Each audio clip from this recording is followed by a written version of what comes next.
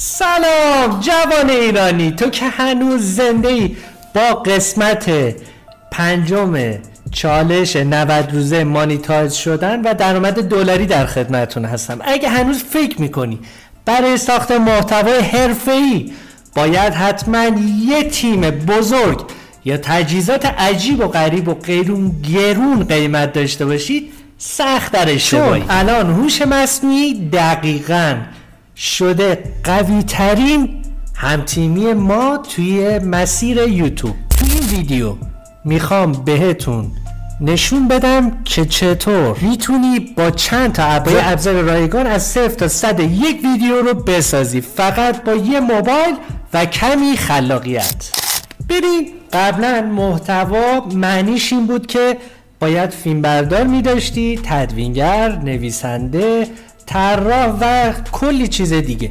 ولی الان هوش مصنوعی با ورودش توی دنیای سوشال مدیا و تولید محتوا همه اینا رو برات جمع کرده توی یه ابزار.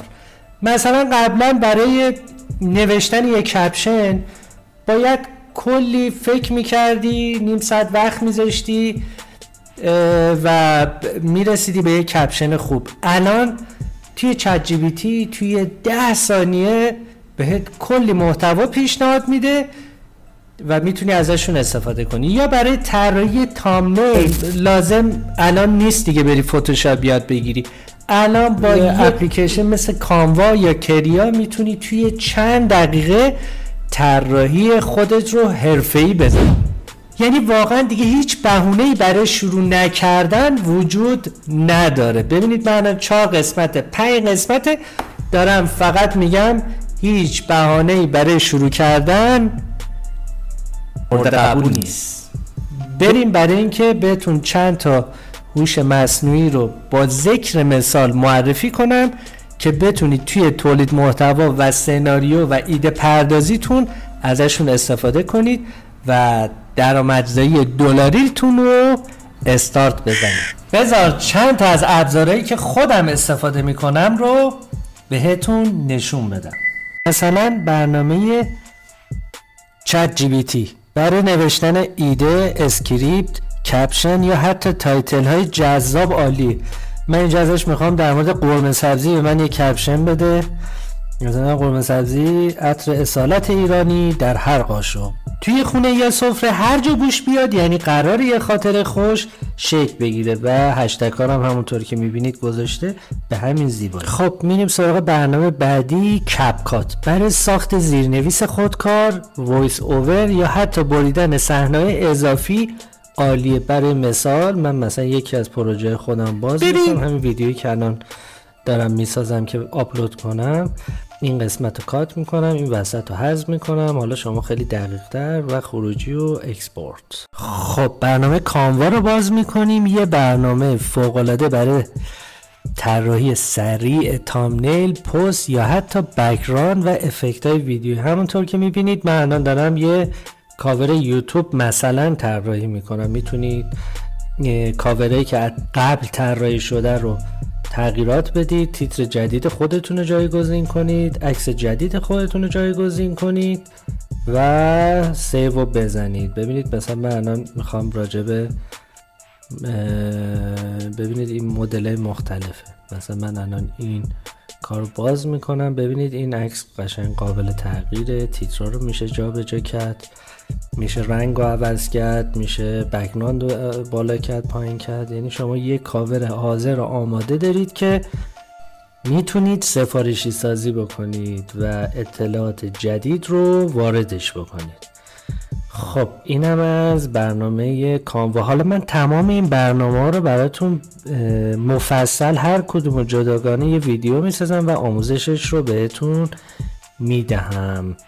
خب بریم در مورد برنامه بعدی که من ازش خیلی استفاده میکنم براتون صحبت کنم. برنامه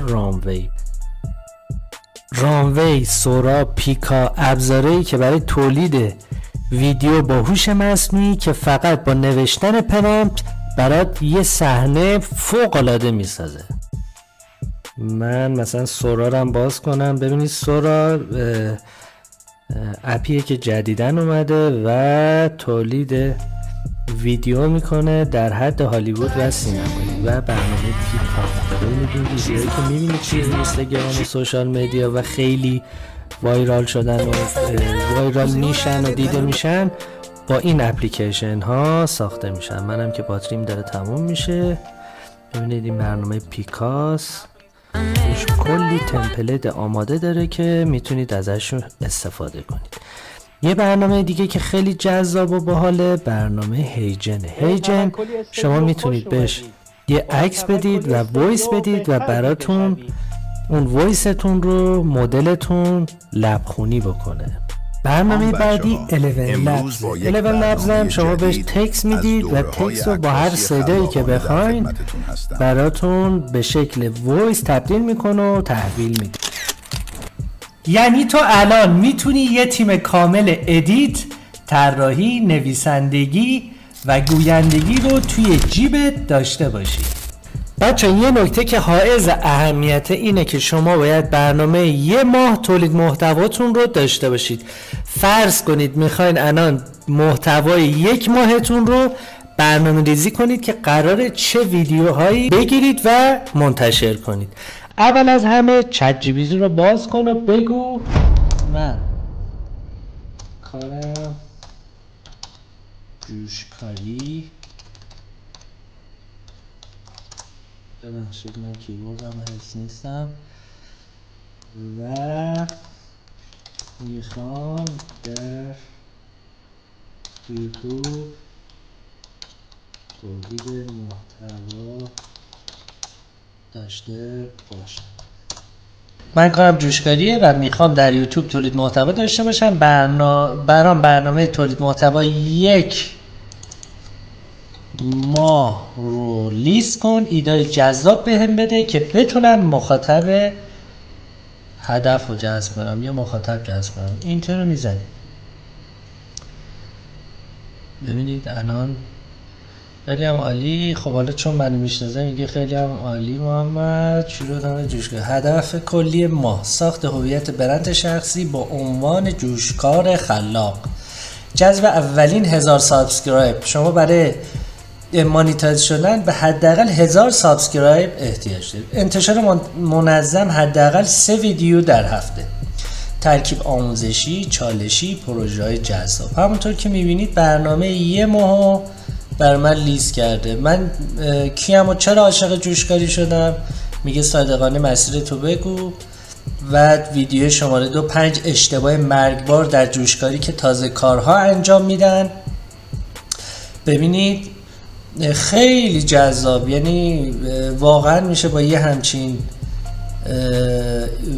عنوانهایی محتوا تولید کرد و خوراک یه ماه تو توی چند ثانیه چت جی پی تی به من داد و میتونه بهتون بده.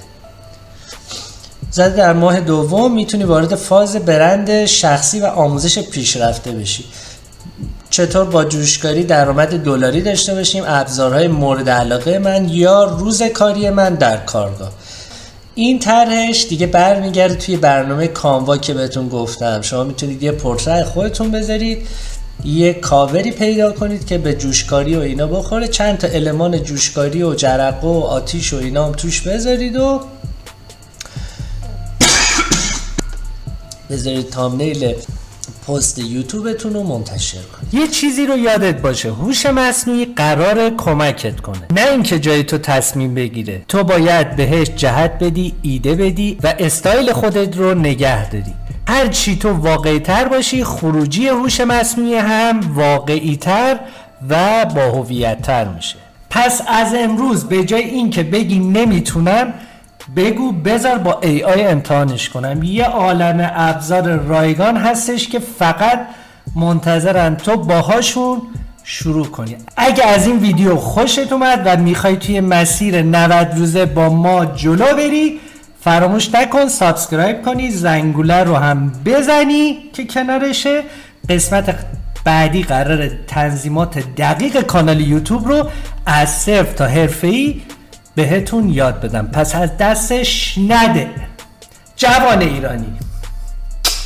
بریم خونه دیگه. جیرجیرکام صداشون در اومد. گوشی منم شارژش هوتوتو داغونه.